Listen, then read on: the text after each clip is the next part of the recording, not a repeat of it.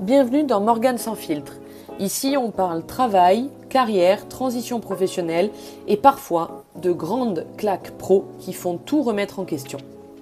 Sans PowerPoint, sans langue de bois, sans filtre, sauf pour le café bien sûr. Moi c'est Morgane, 15 ans sur le terrain du recrutement à observer ce que les parcours professionnels ne disent jamais vraiment. Plus de CV que d'épisodes de Game of Thrones. Et toujours quelques dragons dans les angles morts. Aujourd'hui, j'ai envie qu'on démonte ensemble une croyance fondatrice du monde professionnel occidental. Une croyance tellement ancrée qu'on la retrouve dans les discours de remise de diplôme, dans les posts LinkedIn de motivation du lundi matin, ou encore dans la bouche de chaque coach en développement personnel depuis 1987. Cette croyance, la voilà. Si tu veux vraiment quelque chose, si tu es assez ambitieux, alors tu vas y arriver.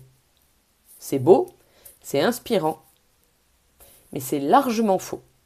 Pas totalement, mais largement. Et aujourd'hui, on va parler de ça, parce que l'ambition, c'est surestimé. Et la réussite, elle ne vous doit rien. Depuis qu'on est gamin, on nous vend le même package. Travailler dur, plus être ambitieux, égale réussir. C'est le grand récit méritocratique. Et on l'adore, parce qu'il est rassurant. Il dit, le monde est juste, si tu t'impliques, tu seras récompensé. Sauf que c'est aussi ce qu'on appelle en psychologie sociale un biais de confirmation de la juste réussite. On voit ceux qui ont réussi en étant ambitieux. On ne voit pas les milliers qui l'étaient tout autant et qui n'ont pas décroché la timbale. C'est le survivorship biais. Le biais du survivant. On célèbre les Elon Musk et les Steve Jobs qui ont tout sacrifié sur l'autel de l'ambition. On oublie les 999 autres qui ont tout sacrifié pour rien. Steve Jobs, justement. On nous raconte qu'il était visionnaire, ambitieux, obsessionnel. Ce qu'on nous raconte moins, c'est que cette même obsession l'a rendu infréquentable à ses propres équipes, absent de sa vie personnelle et a conduit à des décisions managériales documentées comme toxiques. La réussite, oui. La réussite au sens large, c'est une autre histoire. Et ça, c'est le premier piège de l'ambition. Elle rétrécit le champ de vision. Voici quelque chose que la recherche dit et qu'on n'entend pas assez. Trop vouloir réussir peut saboter les conditions de la réussite elle-même. Des travaux de l'université Yale, menés par la chercheuse Amy Arnsten à partir de 2009, ont démontré que le stress aigu ou chronique, celui qu'on génère quand on se met une pression monstre pour atteindre un objectif, entraîne une désactivation partielle du cortex préfrontal. Autrement dit, sous pression extrême, on perd littéralement en capacité de jugement. L'étudiant qui planifie heure par heure la veille de son examen et dort mal, le manager qui veut tout prévoir avant sa réunion stratégique et n'écoute plus rien, le ou la candidate qui se prépare tellement à l'entretien qu'il ou elle récite au lieu de se connecter. Dans tous ces cas, c'est l'excès de volonté de réussir qui peut générer l'échec. Et au niveau collectif, les chiffres sont éloquents. Selon une étude de l'INRS publiée en 2022, plus de 52% des travailleurs français déclarent un niveau de stress élevé. Et près d'un quart pointent des objectifs trop exigeants comme cause directe de dégradation de leur santé mentale. Alors, on court après la réussite et on y laisse notre santé. Je ne suis pas sûre que ce soit un deal gagnant-gagnant. Maintenant, imaginons qu'on franchisse l'étape suivante. Vous avez été ambitieux ou ambitieuse, vous avez réussi, vous êtes au sommet, et là, quelque chose se passe dans le cerveau. Les Grecs avaient un mot pour ça, l'hubris, la démesure.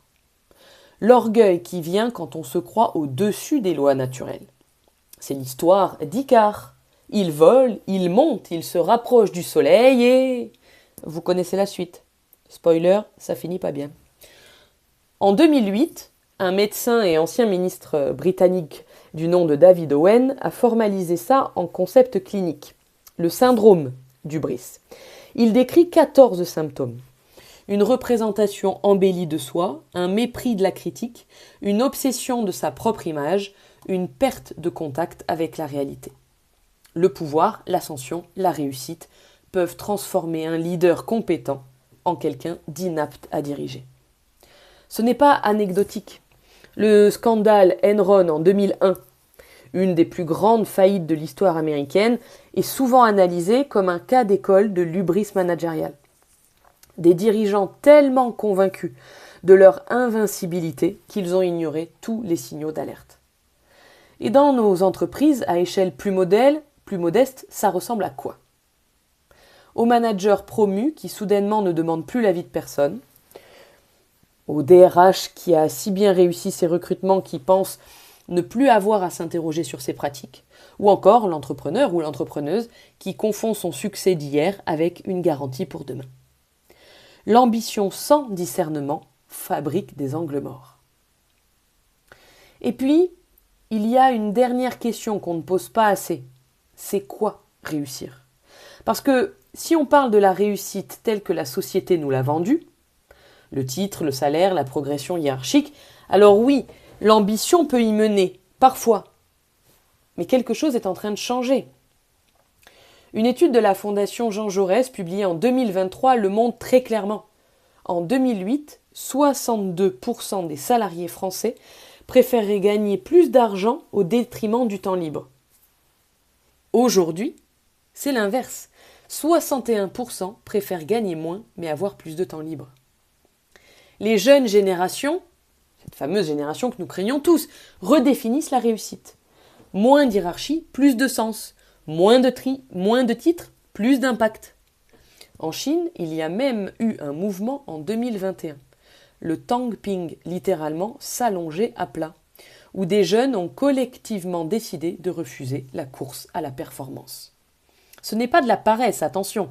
C'est une remise en question de la définition même de ce qu'on appelle réussir. Et dans mon travail au quotidien, avec des candidats, des entreprises, des personnes en transition pro, même des étudiants, je le vois constamment. Les gens les plus épanouis ne sont pas forcément ceux qui avaient les plus grandes ambitions. Ce sont ceux qui ont trouvé l'adéquation entre ce qu'ils sont et ce qu'ils font. Trouver chaussure à son pied, vous dis-je. Alors, est-ce que l'ambition est une mauvaise chose? Non. Est-ce qu'elle suffit à garantir la réussite? Absolument pas.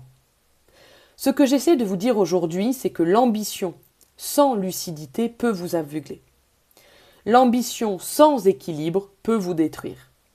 Et l'ambition sans définition claire de ce que vous appelez réussir peut vous mener exactement là où vous ne vouliez pas aller. L'ambition, c'est de l'énergie. Et comme toute énergie, elle peut construire ou brûler. Tout dépend de comment vous l'orientez. Alors la prochaine fois que quelqu'un vous dit « tu as tout pour réussir, il suffit que tu le veuilles vraiment », souriez poliment et demandez-leur ce qu'ils entendent par « réussir ». Si cet épisode a fait sens, alors n'hésitez pas à le transmettre à tous vos contacts. Et pour ceux qui veulent tout savoir avant tout le monde, je vous invite à vous inscrire à ma newsletter. D'ici là, on se retrouve très vite pour un prochain épisode, toujours sans filtre, sauf pour le café bien sûr.